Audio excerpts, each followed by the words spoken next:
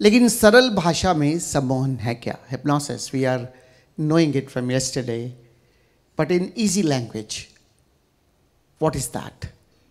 एक बात तो निश्चित है, दो चीज़ों का समन्वय करना होगा. One thing is you have to understand it is a combination of two things. पहला आत्मविश्वास और दूसरा पॉजिटिव एटीट्यूड, सकारात्मक दृष्टिकोण. That you have to be always and always positive. And the second thing is, you should have confidence in you also. Because if you have confidence, but you are not having the positive attitude, then where the confidence will go? अगर आपके पास सकारात्मक दृष्टिकोण है और आत्मविश्वास नहीं है, या आत्मविश्वास है लेकिन नकारात्मक दृष्टिकोण है, तो बात नहीं बनेगी. लॉ ऑफ अट्रैक्शन, ये जो आकर्षण का सिद्धांत है कि हम जो भी चीज़ आकर्षित करते हैं वो हमें मिल जाती है. और अफसोस की बात यह है, दुनिया में ज़्यादातर लोग नकारात्मक दृष्टिकोण से डरते हुए, जीवन को डर में बिताते हुए ऐसी चीज़ों को आकर्षण करते हैं जो उनके जीवन के बिल्कुल विपरीत है, जो वो नहीं चाहते. लेकिन क्योंकि डर इतना प्रभावशाली है कि हर चीज़ कहीं ऐसा ना हो जाए, ऐसा हो गया तो ऐसा क्या होगा, अगर ऐसा घट गया तो फिर मेरा क्या होगा.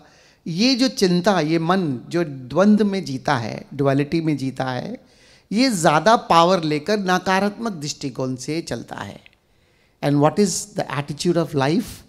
That if we have self confidence but we are not positive, then there is a law of attraction. We are attracting always and always the thing out of fear. And this out of fear helps in me not to live a healthy, beautiful life, because it creates panics.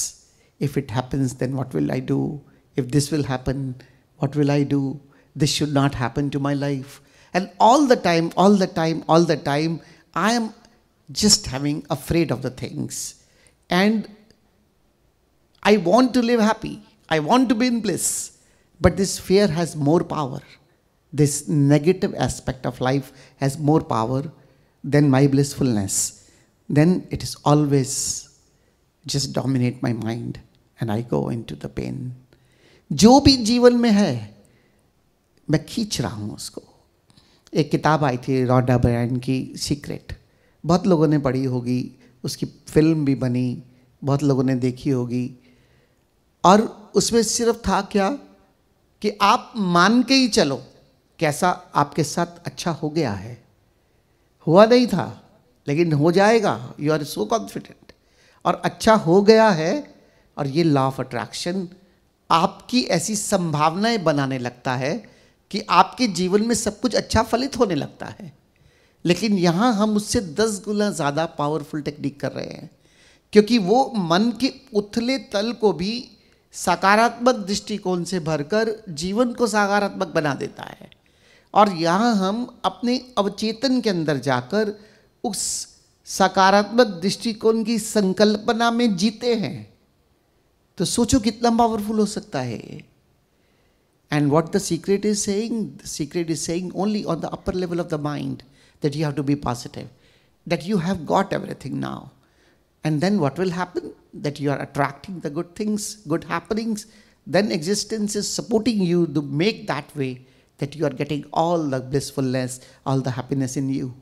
And here what we are doing 10 times more powerful than what that book is saying. Because we are going into subconscious mind, and going into the subconscious mind deeper. There I am visualizing the thing and I am living like that.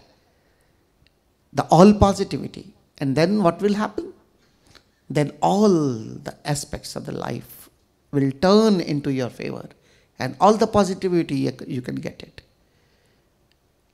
लेकिन समस्या क्या है? ये मन का जो मेरा pattern है हमेशा द्वंद्व में जीने का, ये हर समय डुअलिटी. और डुअलिटी में मेरा नकारात्मक दृष्टिकोण मुझ पर हावी है, क्योंकि मैं उससे डरता हूं. और जो डर है वो और गहरा है खुशी से, तो वो डर मुझ पर प्रभाव डालकर मेरे जीवन को बदल देता है. अगर जो आज हुआ नहीं, जो होने से मैं डर रहा हूं, उसके विपरीत मैं अच्छा ही सोचकर खुश क्यों नहीं हो सकता? क्योंकि ना तो सच वो डर है और ना ये सच्चाई। लेकिन आज मेरा सुकून किस में है? आज मेरी खुशी किस में है? पहली बात तो ओशो कहते हैं भविष्यदर्शी होना ही नहीं है, लिव मोमेंट टू मोमेंट। लेकिन क्यों ये मेरा मन मुझे ले जाता है? अगर ले ही जा रहा है तो कम से कम मैं सकारात्मक दृष्टिकोण से तो भर जाऊं कि जो होगा अच्छा होगा। Why not? इतने से ही फर्क पड़ जाएगा। लेकिन अगर हम अपने अवचेतन में प्रवेश करके वो अच्छे जीवन को जीने लग जाएं, मान लें कि ऐसा हो गया है, तो फिर तो वो होगा ही होगा। Osho is saying to live moment to moment. There's no need to go into the future or think about the future, because the beauty is the next moment, the beauty of unknown. That is so true. But if something takes me to the future, that has not happened, then why I have to be negative for the future? Let me enjoy this moment, at least in the imagination, that everything will come out so beautiful. Why not? And if you have the power that you can turn everything into beauty, then everything which is even not favorable for you, you just pass it. Like this too will pass and you will enjoy the moment. Your living style matters a lot. And meditation itself is not only that you have to earn something divine. No. The meditation is that you have to earn the awareness. And once you earn the awareness and you apply into day-to-day life, then only it can possible that you convert your negative attitude to the positive attitude. Because all the pain comes under the unconscious state of the mind, which actually we don't want, but they possess us. और ये सारी की सारी दुख और तकलीफें मुझे आती है मेरी बेहोशी में। ध्यान किस लिए? ध्यान इसलिए कि मैं जागरूकता कमाऊं, जागरूक हो जाऊं। क्योंकि ध्यान की अवस्था में मैं पूरी तरह से होशपूर्ण होकर अपने भीतर, अपने बाहर, अपने चारों तरफ के लिए पूर्ण जागृत अनुभव करता हूं। और वही ध्यान से बाहर निकलकर उसी जागृति को मैं अपने दिन पे फैलाता हूं और पूरा दिन जागरूक होकर जीता हूं। तो जागृति होगी तभी तो मैं ये तय कर पाऊंगा कि मुझे भविष्य में जाना भी है या नहीं, या जाना है, कोई कल्पना आ ही रही है तो किस तरह की।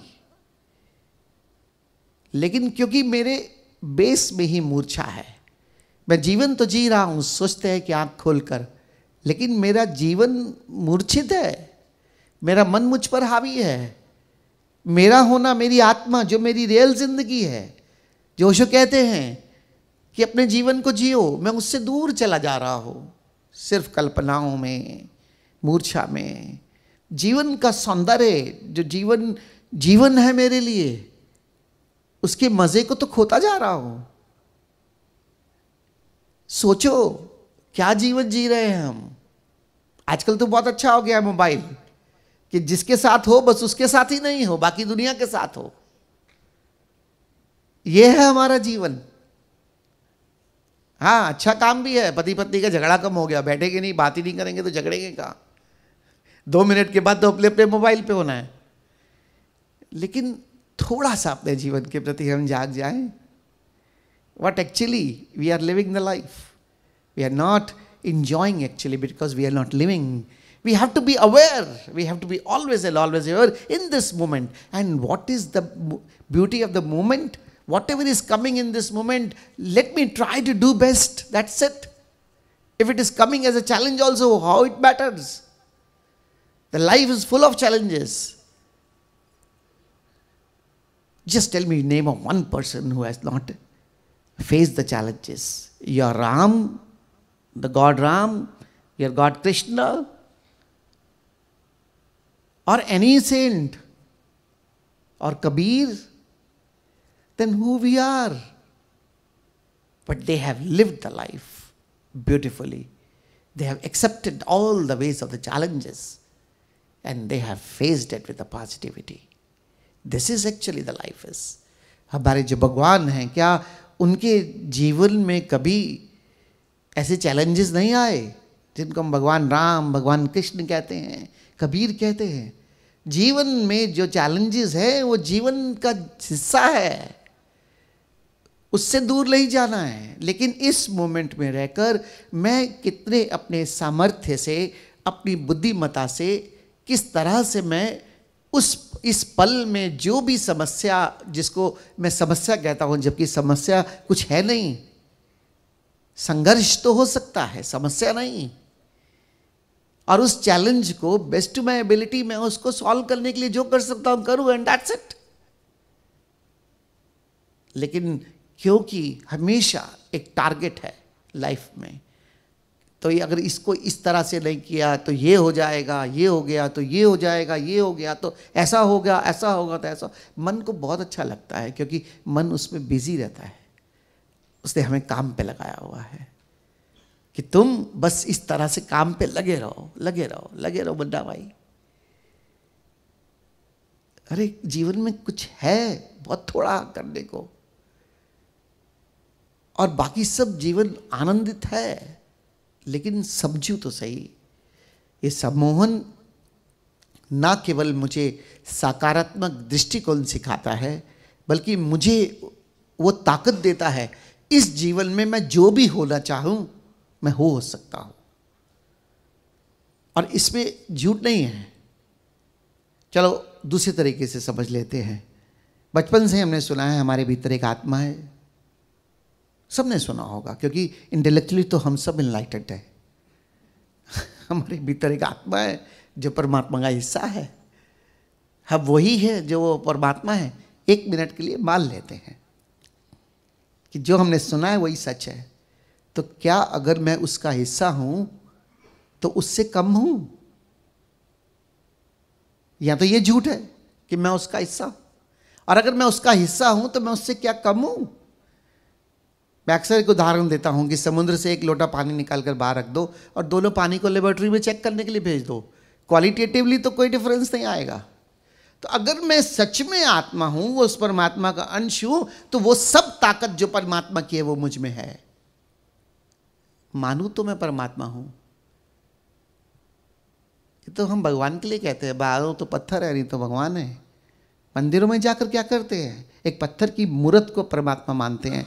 लेकिन अफसोस कि जो मैं हूं बस मैं उसको ही परमात्मा नहीं मान पाया, क्योंकि अहंकार है बीच में। तो अगर मुझ में इतनी शक्ति है तो मैं वही सब कर सकता हूं जो परमात्मा कर सकता है, लेकिन मुझे उससे जुड़ना होगा। मुझे इस मन के जो फैलाए हुए जाल है इससे मुक्त होना होगा, ताकि मैं अपने स्वरूप को, अपने स्व को, अपने आप को, अपनी सेल्फ को कम से कम रियलाइज तो कर सकूं, कुछ पा तो सकूं। और एक बार मैंने अपने आप को पहचान लिया और मैं उससे जुड़ गया, तो ना अहंकार और ना दुख। What I am I am divine. Intellectually we all are enlightened, that we have heard about that I have a soul, I am the part of the divine, I am the part of the godliness. But really I feel I am a part of the divine. No, because this mind always captured me, and this mind will take me there where nothing like me is there, because the mind prevails. What I have to understand, consciousness prevails, and this is only the spirituality, nothing else.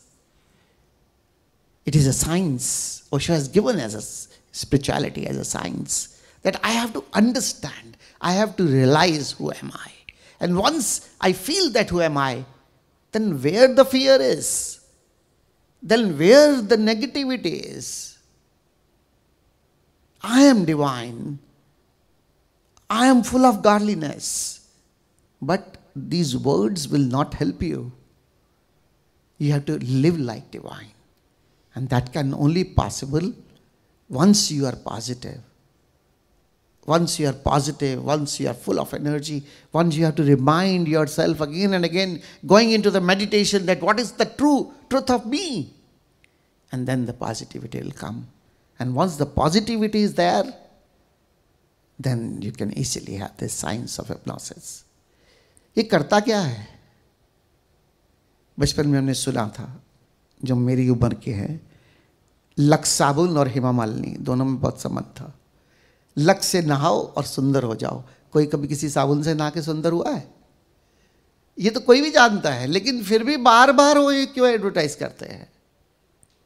क्योंकि वो बार बार जो repetition है ना, विज्ञान क्या है hypnosis का, जो रेपिटेशन है वो आपके अवचेतन में चली जाती है, और जब आपके अवचेतन में चली जाती है तो वो आपके चेतन मन से ज़्यादा शक्तिशाली है, और जब वो ज़्यादा शक्तिशाली होती है तो फिर आप बेकाबू हो जाते हैं।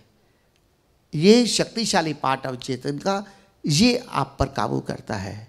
जैसे सिगरेट पीने की आदत, अब वो कहाँ है? अवचेतन में है। हर सिगरेट के पैकेट पे लिखा होता है cigarette smoking is injurious to health, लेकिन फिर भी क्यों पीता है आदमी? ये जो अवचेतन में चला गया रेपिटेशन। घर से पत्नी ने कहा साबुन खत्म हो गया है, जाकर साबुन ले आओ नहाने का। आप पहुंचे किसी स्टोर में, आप कुछ सोच के नहीं जा रहे, लेकिन वहां जाते ही वो एडवर्टाइजमेंट जो हम रेडियो पे उस समय सुना करते थे, यहाँ बोर्ड पे देखा करते थे, साइन बोर्ड्स पर बार बार पढ़ते पढ़ते पढ़ते पढ़ते वो अवचेतन में चले गए, और आप वहाँ जाकर कहते हैं जरा 2 लक्स देना। आपकी पत्नी ने नहीं कहा लक्स लेके आना, लेकिन आप लक्स लेके आओगे। क्यों? क्योंकि सम्मोहन का विज्ञान है। लाखों करोड़ों रुपए कंपनियां क्यों खर्च कर रही हैं इतने बड़े बड़े साइन बोर्ड्स लगाने में? सिर्फ और सिर्फ हमारे अवचेतन में अपना प्रोडक्ट डाल रही है। ये छोटी छोटी चीज़ें हमारे अवचेतन में लोग डाल देते हैं, लेकिन हम अपने अवचेतन में अपने जीवन को नहीं डाल सकते, क्योंकि हमें उसका विज्ञान नहीं पता। The small things, the advertisement. You must have heard that millions and millions dollars has been spent for the advertising in the company. What is the use of that? That repetition, the repetition of the advertisement will enter into your subconscious mind and just dominate your conscious mind, and whatever you want, now you are directed by this subconscious mind. So the best part is, put your pattern of life or the way you want to live into your subconscious, and then you will see how powerful it is. Only 20 minutes before you go to sleep, just visualize what you want continuously for 3 months, 4 months, 5 months. Then what will happen? Then this visualization which has entered into your subconscious mind, the existence just support you all around you. Whatever is happening now will start supporting your visualization, and you reach your target.